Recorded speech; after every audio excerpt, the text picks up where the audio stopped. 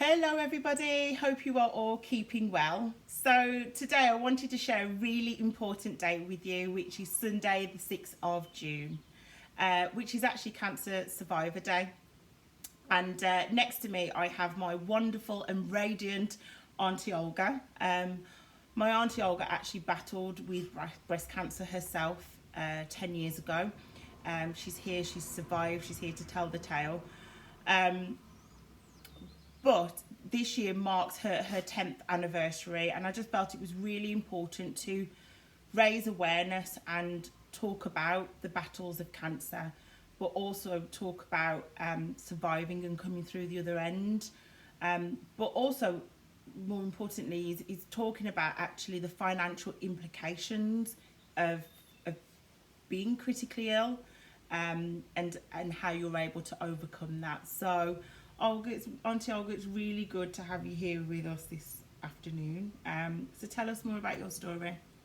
Well, my story begins in May 2011.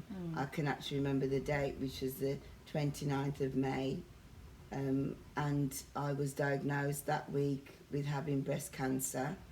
My journey through treatment was over 15 months. Okay. And I will share the fact that I did have a mastectomy and chemotherapy and radiotherapy. But I'm here today, 10 years on, and thankful that I'm alive. Absolutely. And have a wonderful family that have supported me and friends throughout the whole of the process and the 10 years. It was important, however, to have taken out some insurance to take me through this journey, because I was unable to work for a 15-month period, and I'd actually forgotten that I'd taken out this insurance. It was called a critical care insurance. Yeah, I remember. And it actually covered me for unemployment. So although I was being paid full-time while I was ill for 6 months, it kicked in and it paid in after 28 days up for 12 months of my sickness period. So that was fantastic in itself. And afterwards, I'd actually forgotten that I was also entitled to a lump sum for my critical illness that I had suffered. And cancer is one of the critical illnesses covered. Yeah. And therefore I was able to claim on this. So let me just explain. Olga is actually a retired NHS midwife with 42 years of service, and of course being a part of the NHS, one of the benefits being an employee is that you get sick pay. Because of Olga's length of service, she would have had 6 months full pay, followed by 6 month half pay. So I think, Auntie Olga, the cover that you were talking about initially, where you got paid after 28 days, that sounds like almost like a mortgage payment protection. So was that a cover that you took when you took your mortgage? It was, yes, it was a cover that I took out when I took the mortgage, but all of that, my sickness, unemployment, was all inclusive within that one insurance, within that plan. However, I need to point out that that I did actually change during the period, a couple of years before, I had actually changed banks, and I had neglected to check that this payment was still being paid.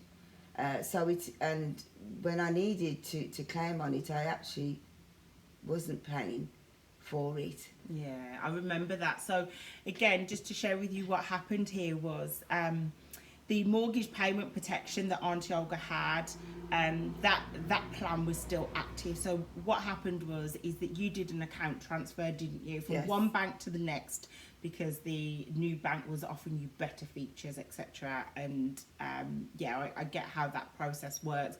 But part of that account transfer process is of course all your direct debits go across from one account.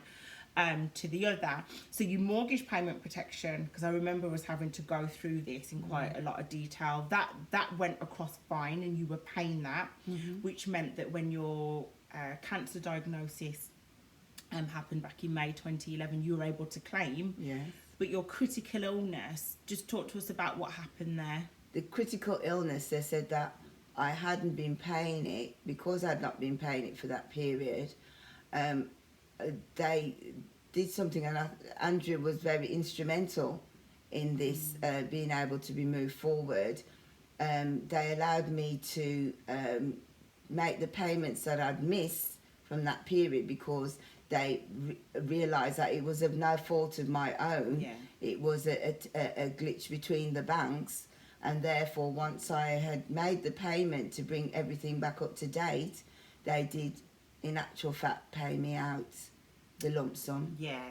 So what happened was, actually, I think we found out that you hadn't been paying your critical illness plan for nearly 9 months of lapse payments, and when you went to make your claim and then made you aware that your plan, was no longer active, you had no plan in place, what they did offer to do, because they realised that actually this error was through no fault of your own, they allowed you to actually repay back all the missed premiums, so to put you back in the position that you should have been in had the account transfer process had gone through properly.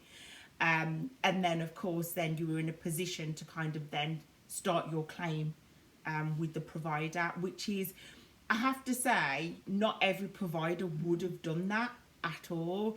But I think it's about a common sense approach, isn't it, really? You've got a policyholder who's had a critical illness plan in place for many years, never missed any payments, always kept up with your repayments each month, and then suddenly it stops. And the reason because of that is because of this account transfer facility. So talk us through when the provider was willing to allow you to repay back any missed premiums and essentially reactivate your plan. What happened then?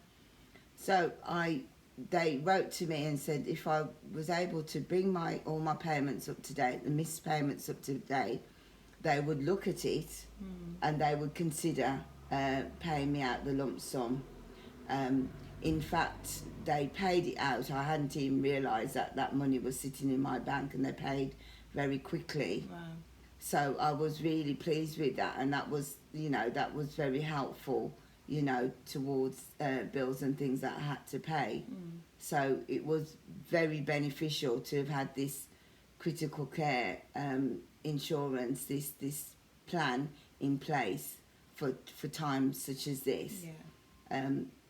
And some people neglect the fact that, it's not important, it's extra money that we don't need to pay, we can't afford. But when you need it, it's there. Yeah, absolutely. It's really there. So I'm really thankful to whoever I spoke to, whatever financial person I spoke to at that time, who obviously convinced me to take out this protection plan. That I really thank him. I can't even remember his name, but I really thank him because I'm not the easiest of people to convince to part with my money, but he convinced me, and I parted with my money, and it really helped me when I needed it most. Yeah, definitely.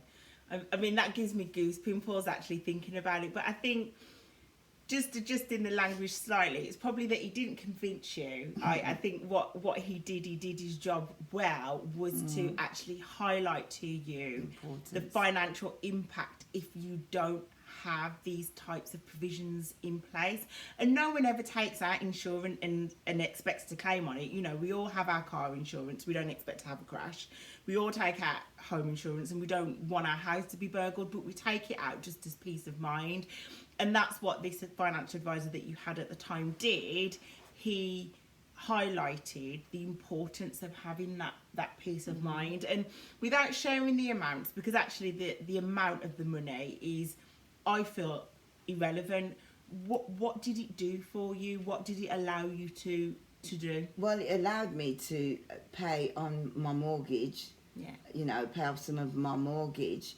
which was absolutely fantastic because it enables you to free up money, reduce payments, and it's there for peace of mind. Did you, in terms of the time that you had off work, how much time did you have off work in the end? I had 15 months off work, and because I as well as the critical care, I had sickness plan was in that, so it paid me a certain amount every month for being off sick. So it was a three-part as well. If I became unemployed, the plan was that it would have paid out on that as well. So it was a very good plan for every eventuality. Which was really, really good to have in place. So you had a lump sum plan, which is the critical illness, that essentially could either pay off your mortgage or at least reduce your mortgage balance if you wanted it to. And then you had a monthly plan that essentially, I guess, supplements your income or at least covers your mortgage payments each month. So you didn't have to worry about that ongoing cost of your mortgage whilst you were, you know, having treatment, surgery, just recovering and processing, I guess. You know, what happened, your diagnosis? Sorry? In terms of processing, you know, you didn't have to worry about the financial aspect of it because I could concentrate on getting well and going through my treatment, and I had no financial worries at all because it was all well taken care of. Absolutely. Do you think, obviously 10 years on now, and you know you've got a clean bill of, you know, health, and you know you're healthy, you're here with us, do you think that because you didn't have those financial burdens, do you think that helped in the recovery and where you are now? It really did help, because you've got enough to worry about going through treatment, being ill, never mind adding the stress of, can I afford, you know, to make my monthly bills? I didn't have to consider that at all. And as well, being in the NHS, you know, the staff, you're well looked after. But the plan that I received really helped and supported that peace of mind that I had throughout the process of going through breast cancer. Wow, thank you so much for sharing your story. Obviously, I know that being your niece, I was a part of that journey with you, a part of that support network with Mom and, you know, your sisters as well. But just hearing it again 10 years on, just, you know, it just fills me with joy that, number one, that you've survived, and happy Cancer Survivor Day to you for next Sunday, because, you know, so many people are not here to be able to share their story and here to be with the family you are. But you're a blessed person. So, yeah, no, happy Cancer Survivor Day. And thank you for sharing your story, because I know it's not easy. But 10 years is a milestone. And I think people need to hear from people that have really been impacted upon by a critical illness, by cancer, actually some of the financial burdens that could happen, and the benefits of making sure that you protect what matters, so it doesn't, you know, you don't have to have those financial implications. So hope you enjoyed today's video. Thank you ever so much for listening. Auntie Olga, thank you for being with me today. I'm glad I'm able to share. No, thank you. Really appreciate that. And I will see you soon. Take care, everybody. Bye. Bye.